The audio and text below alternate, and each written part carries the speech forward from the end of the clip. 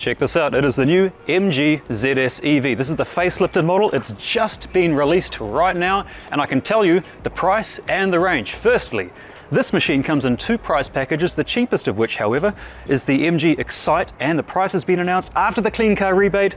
This machine will set you back $41,365. That makes it a very affordable Kiwi car. Range? The previous one was about 260 k's per charge. This one, 320 k's per charge. There are some other changes that have been made as well to the interior and the exterior. Let's check it out. Yes, the updated MG ZS EV has been officially unveiled in New Zealand, and it comes in two packages, the entry-level Excite and the Essence, which is $4,000 more and comes with luxuries like a panoramic glass roof and heated seats, to name a few. But both versions offer up to 320 k's per charge, plenty of creature comforts and room, and at first glance both appear to be ludicrously good value. I mean, seriously, I've never seen a pure electric car at this price point with this much going for it. And as I somehow managed to sneak in with a bunch of actual journalists, we took off in a media convoy through the countryside to see how these refreshed EVs drive. This is the new MG ZS EV. Now, I'm no MGologist, but I do think the interior looks sort of similar to the original, although if there are any display size queens out there, you'll be happy to know that this display is 10.1 inches as opposed, no, wipers on the wrong side, I do that every time, as opposed to the 8 inches in the original MG ZS EV. It also has a so-called floating display, but it is very much fixed, it doesn't float. As for the display, it does come with Apple Android and CarPlay Auto. I've managed to annoy both Android and Apple fanboys in one sentence. Seating position is just like the original MG ZS EV. It is somewhat cocooned, somewhat sit up and big. Feels pretty good. Good lateral support. The pillars are not obscuring too much of the view. Overall, it just, first impression is, feels alright. I've managed to sneak my way in with the actual journalists to review this car, but it is only a short review. We've only got the car for about 45 minutes, so there are some things I can't explain in that time, such as what the range is really like. Will it really get 320 k's per charge? Or what's the charging speed? Or testing the vehicle to load application, or testing the, get the right stalk, testing the mobile app as well. Of course, it comes with a mobile app. All the stuff I can test when I've got the car for a proper few days of testing, and that will come soon. So make sure you smash that subscribe button, as the millennials say, so you'll catch that episode when it comes out very, very soon. The dates are booked. Let me put my foot down. Oh, a little bit scrabbly.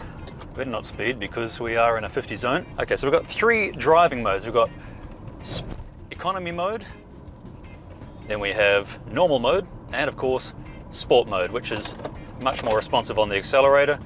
That's exactly the same as it was with the first generation MG ZS EV, and same goes for the regenerative braking. You've got three modes, which are mild, weak, and barely noticeable. So good if you are just making the move towards an electric car and you're not familiar with regen braking yet. Okay, so that's maximum regen. If I put it in sport mode, it should be a bit more fun. It's no rocket ship, but it does move. And even though this is a tall vehicle, the center of gravity, like the original, is right down low, so it handles more like a sedan than a crossover, even though it is a big, tall vehicle. What's interesting about this car, despite its massive size, and it is a tall, big vehicle, is the weight. They've somehow managed to get the weight down to 1566 kilos. Now that might sound like a lot, but keep in mind, it's about 45 kilograms less than a Tesla Model 3 standard range, which is a few kilograms less than a Toyota Camry. So for an electric car, this is very light. And you can feel that when you go around the corners. Despite its, there is mass there because it's a heavy vehicle, but for an electric car, it's light. Something else that I'd love to test, but I can't test because we just have the car for a short amount of time and we're not on the motorway right now, is the lane keeping assist. I know the original version had lane keeping assist that was a little bit nomadic. It did drift around the lane a little bit. I would like to try this one, and it's one of those things I will test when I get my hands on this car. Again, hit the subscribe button so you don't miss it when it comes. One thing I also like is the bottom of the steering wheel is flat, and as the owner of an Austin Allegro, I appreciate that. Something interesting that we were shown about these cars during the presentation, before we got to drive them, is the charging speed. The original ZS EV charged at 85 kilowatts. Supposedly this one charges at just 80 kilowatts. How long is this actually going to take in the real world to go from, say, 20% to 80%? We'll find out when I get my hands on one for a longer period of time than just the 45 minutes we've got today. But so far, I like it. One of the things I really liked about the original ZS EV, and this is because I'm part Dutch, is that it really tingled my tightwad gland. And I'm a tightwad, and you get a lot of bang for buck in the original. This one still has a lot of bang for buck. Silver MG, you just overshot Old North Road. Oh, turn around. Roger that. This is what happens on these press events when we go these unfamiliar roads. We end up doing U-turns in the middle of nowhere. But that's all right. I should have actually said something, but you I was mid-spiel. You were mid-spiel. Oh my God, a Telstar. Wow, a Telstar. Far out. Jesus. Let's see As one of I those. said, a Telstasaurus. Far out. Yeah. This is one of the good things about doing these reviews is you end up with car people who have really obscure taste in cars. So you do a bit of car spotting. I would show you the person next to me, but he has a pixelated face. Thank God for that. So yeah, they've got us two per car. Which is standard operating procedure. Yep. The person in the passenger seat's meant to be the navigator. Whoops! If I remember correctly, the seats have 16 different positions, and it's all electrically adjustable. The steering wheel goes up and down but doesn't come in and out. It has everything you need. It's even got a PM 2.5 filter. This is getting into Tesla territory. It's got it all, and that range as well, for that price. It's all right. Honestly, I'm struggling to find fault with it, and that is a problem inherent with a lot of new electric cars. They're just getting a little too good. I'm sure though, once I get my hands on it for a longer period of time, there's bound to be something I hate about it. So yeah, stay tuned for that. I could see this being a real ideal replacement for the average Kiwi family. The range is good, the price is good, the safety stats are great, it's got all the gadgetry, it's easy to get in and out of, plenty of headroom in both the front and the back, luggage space, 60-40 split on the back seats. Really, it's got a lot going for it, eh? I'm impressed. I am impressed. Another thing I can't quite test while I'm on the road in the short time that we have is the PSC, potato storage capacity.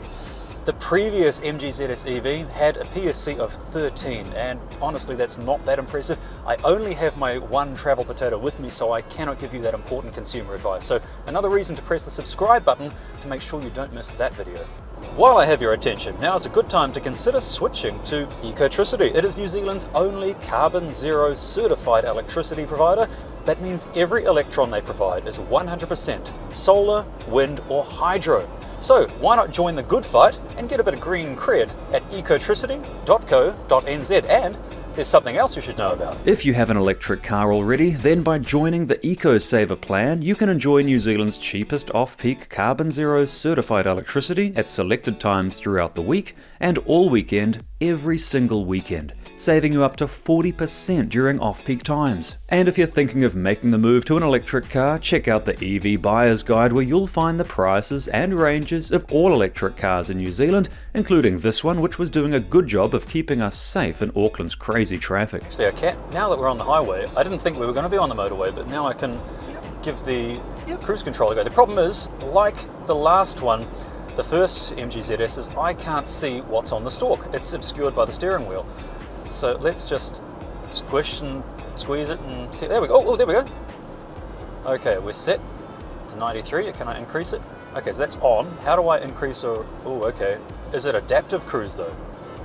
Is it going to see the vehicle in front? 90. Yeah, it's slowing down. It's slowing down. Okay, that's good. Okay, so adaptive cruise works a treat. What about lane keeping assist? Now that would mean taking my eyes off the road, so I'm not going to do that. You're going to have to wait a few more days for the actual proper road test for that one. Overall, this is a really decent machine. Again, I'm struggling to find too many faults with it. Gosh, I mean, that's hard. I remember the first MG ZS had a hard armrest where your elbow is, and the center console was kind of floppy. Oh, they've fixed that. That's interesting. It's another thing I haven't had the opportunity to test is the stereo. The previous stereo in the MG ZS original spec, it's kind of It's not bad, not great, not terrible. It's like reactor number 4. Yep, all in all, this is not a bad machine. Oh, it's got notifications on the side mirrors as well to tell me that there's a vehicle in my blind spot. And of course, these cars all come with the MG Pilot package as well. It's a whole raft of safety features, reversing cameras, blind spot cameras, reversing into traffic cameras on the back. more than an aid to stop me crashing, which I appreciate. We only had this facelifted MG for a few minutes each, but from what I've seen today, it looks like this car could be a real game changer in New Zealand. It has all the specs and features the average family would want for a very low price. However, like I've said before, we won't know how good it is until I can take it on a proper long distance journey. And there you have it, that is the MG ZS EV, the facelift model at least, and it's pretty impressive. Some quick stats to close off with. Interestingly, it has a 13% increase in battery capacity to the previous model.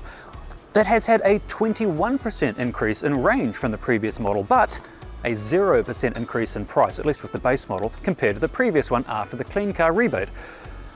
One criticism I do have, and this is not about the car, because the car at first glance seems to be pretty good, it's availability, because when this car was on sale almost a year ago, it sold like hotcakes. It was the second best seller behind the Tesla Model 3. But then they couldn't keep up with demand. Demand skyrocketed, the price of fuel went through the roof, as you all remember, and you couldn't get your hands on one. In that vacuum, car makers like BYD showed up with their Atto 3, which is another car I'll be reviewing really soon, so hit the subscribe button to make sure you don't miss it. But now MG is back with this car, which on paper looks like it's going to be a real sales success, but that is ultimately up for you, the Kiwi motorist, to decide. And one thing's for sure, we've now got a lot of choice for cheap, cheerful electric motoring.